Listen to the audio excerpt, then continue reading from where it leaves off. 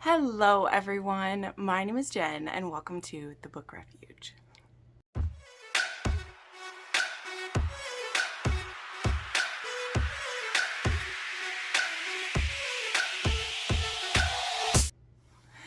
Hi my friends, welcome to another recommendations video, and today we're just gonna do some random dark romance recs. They're kind of all in varying degrees. I'll kind of let you know like how dark I think it is. I don't have officially a dark scale, but you know, in dark romance I feel like we kind of like level them based on like how much triggering content or certain things are in it. I don't know.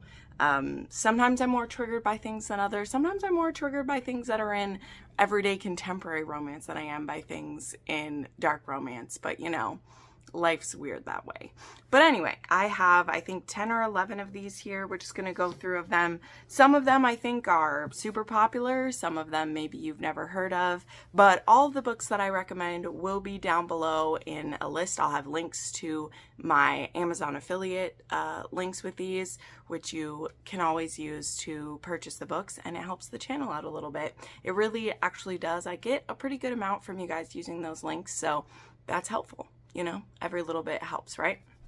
So let's go ahead and get through this list. And I'm starting with one that was a favorite book of mine in June, and it has been on a good amount of videos I've made lately, but I'm doing it anyway. So that's Minx by Sophie Lark. So this one I think is kind of a generic like dark romance. I don't actually think it is as much dark as it is like erotic. This is an erotic romance, but I honestly think that in all of Sophie's books that I've read, I think particularly from like Kingmakers onward, like everything she's written, that she puts something very special into her intimate scenes. I don't know. Like I just reread The Bully last month, and to me that was the book that I really saw the turn where the sexual connection became such a huge part of the story. And I think that that is the mark of a really good erotic romance author, is when you know, the sex never feels boring in the story and it feels vital to the characters and their growth in their relationship.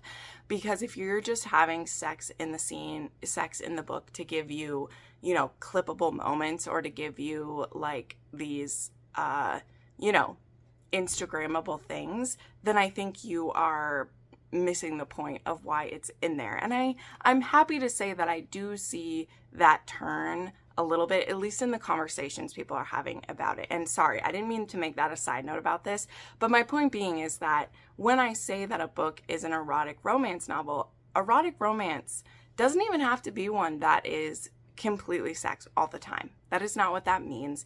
It just means that the sex is the story in a lot of ways. The evolution of the sexual relationship is what's driving the characters forward. And I really think that that is the case in this book. You know, the case of there being a high-end escort who has formed her persona, performed her skills to be able to control men and to get information from them and to be able to use it for her gain, using the power that, you know, nature has given her to make herself more than she was, you know, and the way that she has made herself this charismatic sexual being to survive is fantastic to me. Like I see Blake as this very interesting creature, a very beautiful, sparkling creature, but also one that could be a praying mantis in some aspects and cut your head off. No, not in the aspect of a female serial killer or something like that. That's a completely different thing, but just in the way of like she keeps men in their place for her, and she doesn't mind using her body as the currency to do so, right? And then we have Ramses, who is his own type of power-hungry being who came from little and has made himself what it is. And so he recognized a similar self in Blake, and he wants to possess her. So that is what puts these two characters at such opposite sides, is she's someone who likes to be in control. And even if she's ceding control in a sexual situation, she's still the one in control. And Ramses wants to have her and make her submit and have her be his possession, but there's more of a game going on than either one of them expects. And man, do I think that Sophie does that to just a fantastic degree. I think it's amazing. So I will keep recommending this one because just everything she writes gets me so excited. And I mean, who doesn't want to read a book that has these lovely, lovely drawings within it as well?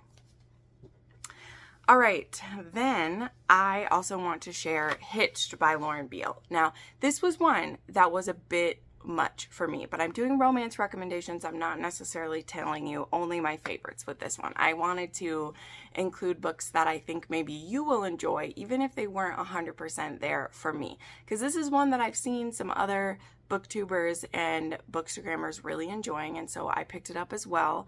And this was listed as a dark hitchhiker romance, and that's how it starts. This woman is out on a drive on a rainy night, and she sees a man who needs a ride, and he warns her, don't pick me up. But when she insists, then he's like, okay, well, we're doing it. And he pulls a gun on her, and now she's being hijacked. And now he's planning to use her to get where he needs to go and then kill her. And he's also willing to sample her body along the way. But he ends up being very intrigued by her. He can tell that she is a broken person just like him. And he decides that he may want more from her than just her car. And as he does so, he finds out that she is from an abusive marriage. And her not wanting to be hijacked has more to do with the punishment she would face from her husband for being late than it would for the car to be stolen. And that triggers something within our villain of this. We won't even call him a hero or even an anti-hero. He's a villain. And so the toxic relationship that very quickly builds between these two was fascinating. So I will definitely put that out there. It definitely fascinated me in ways that I was not expecting. So just wow, like this was pretty wow. So again, I don't necessarily highly recommend this one because it was intense, but I thought I would put it on here if you are looking for something more twisted and dark, because this was definitely the darkest thing I'd read recently when I read this. I don't tend to read quite this dark these days, and so it definitely gave me something to think about. It definitely did, and I think that some of you might be looking for that too. So check out Hitched. Then we have Losers by Harley LaRue, and this is a part 1 and 2. This was originally supposed to be one book. Well, it does have a prequel to the story, The Dare. Many of you have probably heard of that. But The Losers checks back in with these characters from The Dare. I think it's 5 years later, and these 4 men are living together, and they're basically in 2 couples, but they do share and play with each other sometimes as well. So it's kind of it's a bit polyamorous, or at least it is. It's great.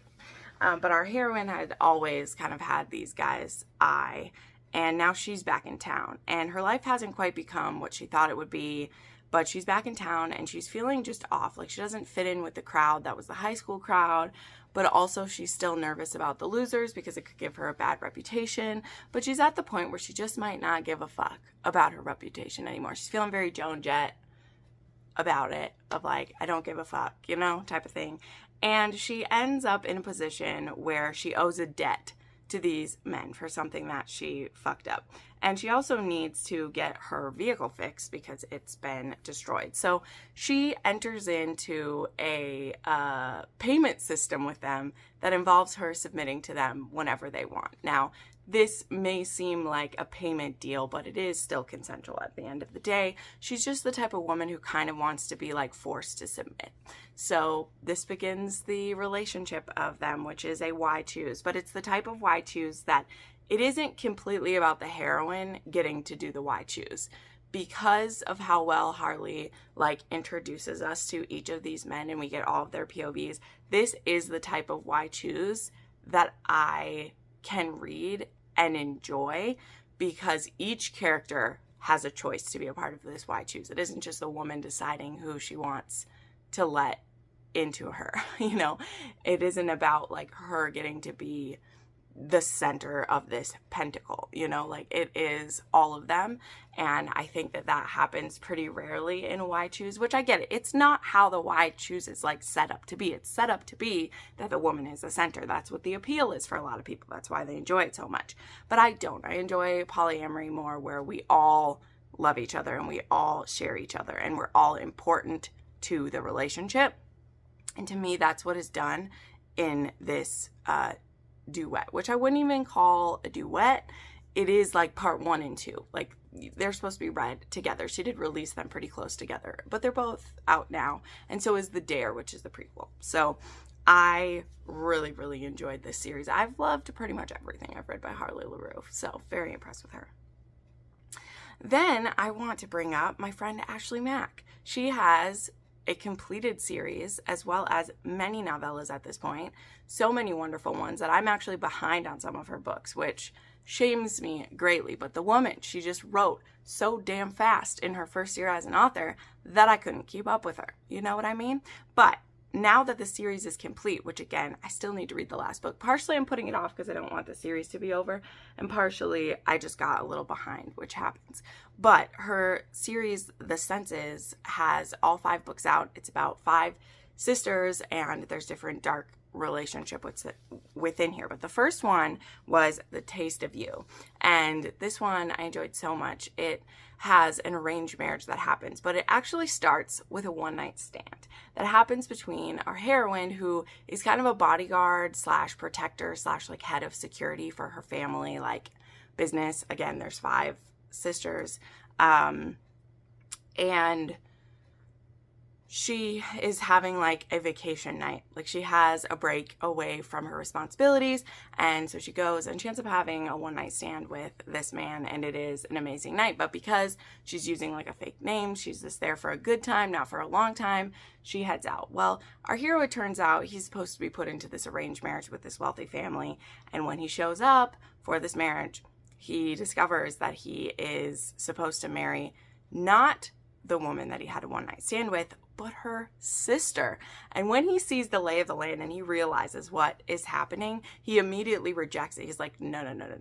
I'm not going to marry the sister that you want me to. This deal only goes through if I get to marry that one, because I haven't stopped thinking about her this entire time. And I'm really pissed that she lied to me, but also how pissed can I be? Like, I wasn't completely honest about myself either, but I want her and I'm going to marry her. So once he had a taste of her, he just couldn't let go. So I really recommend this series. You can binge all of them on Kindle Unlimited. And yeah, I just highly recommend. It's great. And, you know, there's a second chance within the series. There's virgin romance in the series. There's lots of good different tropes within this series.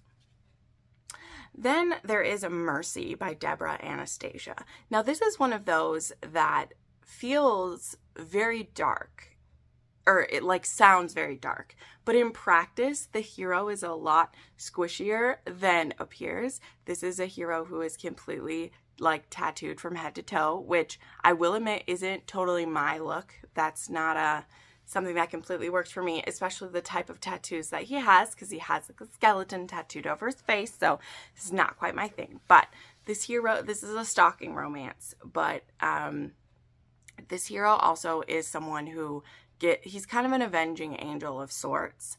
And so we see him in a situation where he rescues a little girl who had been taken as like leverage against her family. So we see him doing that. He's also a computer expert. So this is part of the way that he stalks our heroine. So when they were young, actually, this little boy, when he was a little boy, was almost killed by his father. His father was going to murder him. And this little girl happens to stop it from happening. Just kind of accidentally, but also by having the biggest balls on a little girl you've ever seen. She sees something sketchy happening and she says something, right? If you see something, say something. And this little girl does. And it interrupts what this father was going to do and kill his son. And this little boy then, who, you know, becomes our stalking hero, he never forgets this little girl and he keeps an eye on her for all these years. And he finally gets into a scenario where he can kind of make himself known to her. And so he starts putting himself into her real life. Now, the only issue is once she finds out how much he's been stalking her, things might not go as he planned. So there is that, right? But this is one that I really need to continue on in this series because I did enjoy Mercy a lot. It was just so bonkers. And again, like the hero is stalking her, but he's stalking her for the most part to protect her. Is he also sexually attracted to her? Yes, he is. But a large part of his stalking is he feels so protective and like, you know, as a guardian over this girl because she saved him. He wants to pay it back and keep her safe, even to the point of invading her privacy quite a lot. So there we go. All right, then I have Birdie's Biker. And this is one that I read in, I think it was 2021. When I discovered this author on TikTok, I just really liked a lot of the stuff that she shared. And so one year I just bought all the books that were out in her series so far. And so this is a biker series that I really enjoyed because what was cool to me is that a lot of the things about biker romance that I don't love, which is a lot of the like calling women like pussies and calling them like club bitches and club whores, like all of that like derogatory language that really turns me off about biker romances. Like I'm just like so not into it, don't care. With this first book, when our hero gets charged with protecting this daughter of like a billionaire, and by protecting her, he brings her to his home, which is like the like biker club, and is like forcibly keeping her there. So it's a little bit of like a captive as well. She really kind of challenges them for the way that they like talk about the women there, and especially once she becomes a part of the family, right? Because this is the president of the club, and so once she becomes his old lady, she is like, we don't talk about women like that here because it annoys me. And so then in like future books, the men get the shit taken out of them if they are being disrespectful to women. So I really liked that in this one. But yes, this one starts out with Birdie being, with permission, kidnapped and taken to be protected. And she does do a few frustrating things, like Birdie, she's young, and her father has kept a lot of secrets from her, and then he's just handed her over to these bikers for protection. This is the Royal Bastards MC, and, you know, so to me, it's like, she makes some frustrating choices, but it's also like, I would want to know more too, and I would be very frustrated too, and to have your father just like stick you with these people would be very frustrating. Even though it is very clear that people are coming for her and might kill her, you know, I still feel for her a lot. So yeah, and this is the beginning of the story. Number 3 in this series is actually my favorite one, and that one is, of course, my brain can't remember right now, but I think that one is Loki. Yeah, the hero of that one is Loki. And that one is my favorite for sure. Okay, then I want to mention Crossed by Emily McIntyre. So I've only read 2 books in the Never After series. I want to read more of them. But I just want to support Emily and talk about her books. Emily is currently fighting breast cancer. I just watched her most recent update.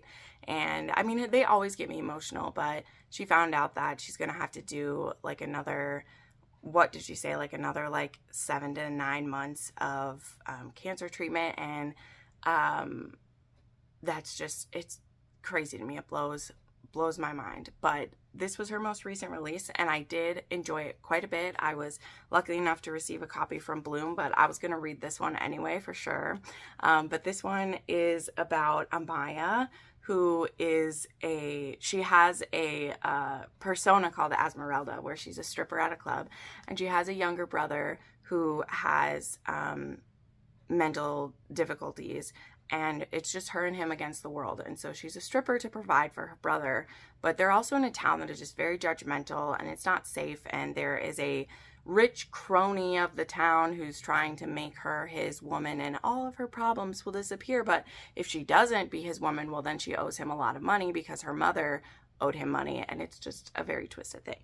And then we have Father Cade Frederic, who is a holy man who gets brought in to be a priest here, and he is someone who he's a bad dude who says he's doing things in the name of the Lord. But he was an orphan when he was young. He was raised by the church. He was abused by the church, but he's also made it his like home at the same time. So he has some very twisted thoughts about God, and you know, he has some very twisted ideas about God and about holiness, as it were. Definitely a twisted mind in there for sure. But yeah, once he gets his eyes on Amaya, he is so drawn to her, so attracted to her, but he also just feels like that's so wrong. So she becomes his next obsession, where he feels that he needs to kill her to make her clean and to free himself of the temptation. But you know, Amaya's not someone who's going to go easily into that. And also, you know, he quickly forms a bond with her that he can't easily purge her from his life. But man, this one had a lot of twists and turns in it, and it was a very intense story for sure. Absolutely. Then I'm bringing back up a series that I will not stop sharing, and you guys obviously love it too, because you know in the beginning how I mentioned that I do make a little commission off of you guys buying books through my links. Well, in both the months of June and July, the book that you guys bought the most from my list was actually books by Jagger Cole, which made me very happy to see that so many of you trusted me and gave this series a try. This is my current like favorite mafia series that I'm reading. The newest book comes out next week. We get book 5 in the series, but all of this series has been so good. And so I'm going to talk about it again in this random dark romance rec video, just in case you haven't heard me talk about it yet. This is book 1 in the Dark Heart series by Jagger Cole. I just love reading his stories. So this one is about Ares, who is a part of the Greek mafia. And then we have, let's see if I remember her name. I probably don't off the top of my head. This one is Neve, is the heroine, and she is part of the Irish mafia. And her uncle, Killian, is in charge of the family, and he has negotiated this peace with the Greeks, and that means that one of his nieces needs to marry one of the Greeks. And so Neve is the one who gets tapped to do that. Now, Neve has been making herself independent as much as she can. And so she's actually just moved into this new apartment, and she's starting this, like, you know, life that's her own. And then her uncle comes knocking and is like, I need you to marry this man, who actually happens to be her neighbor across the skyway, who she has seen naked in the morning getting ready. So there's just that little tidbit sprinkled in too. And she's like, Killian, how can you make me do this? And her uncle, who he's the hero in the second book, so like we like him, but in this one he is, you know, pushing her into this, and he's like, well, if it isn't you, then your younger sister has to do it. So that's why I came to you first. So it's either you or your younger sister has to marry this guy. And do you want to make her do it? No, I didn't think so. You need to do this. We need this peace to happen. It's good for everybody. You can do this.